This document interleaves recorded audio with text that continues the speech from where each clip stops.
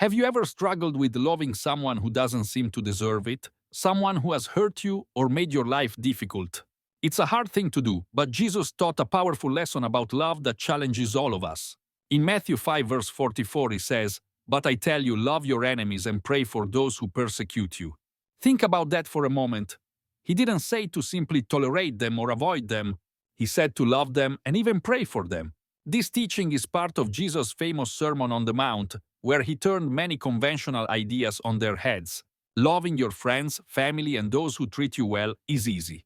But loving those who harm you, insult you, or wish you ill, that's a whole different challenge. Jesus knew that love isn't always an easy choice, but he made it clear that it's the higher road, one that brings transformation not only to others, but also to us. So, why did Jesus give us such a difficult command? It's because he understands the power of love and forgiveness. When we hold on to bitterness and anger, it weighs us down, poisoning our hearts. But when we love our enemies, we break the cycle of hatred.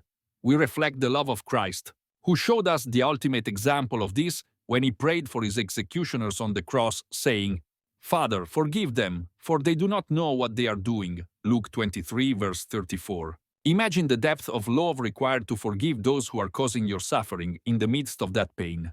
Jesus didn't just preach this, he lived it. He loved the very people who betrayed, denied, and crucified him.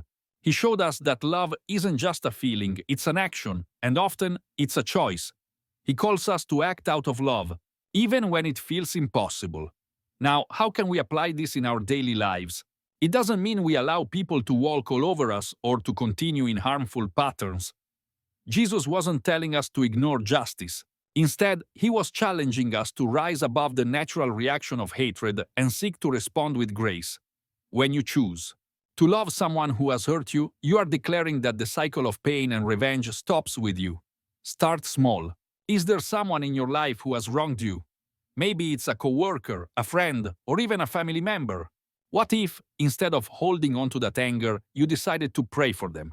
What if you sought to understand their pain or situation that might have caused them to hurt you? Jesus isn't asking you to excuse their behavior, he's inviting you to set your heart free through love. When we love our enemies, we aren't just obeying a command, we are reflecting the very heart of God. Remember, God loved us while we were still sinners, enemies of his truth, yet he reached out in love to rescue us. In the same way, when we extend love to those who least deserve it, we become vessels of his grace. The next time someone wrongs you, take a deep breath.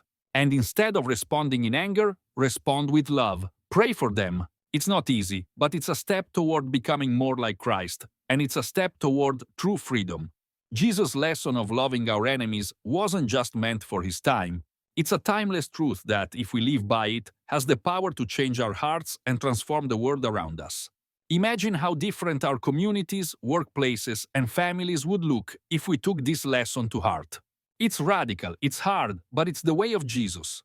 God has brought you to this moment for a reason. Subscribe now and together we will learn of his timeless testaments.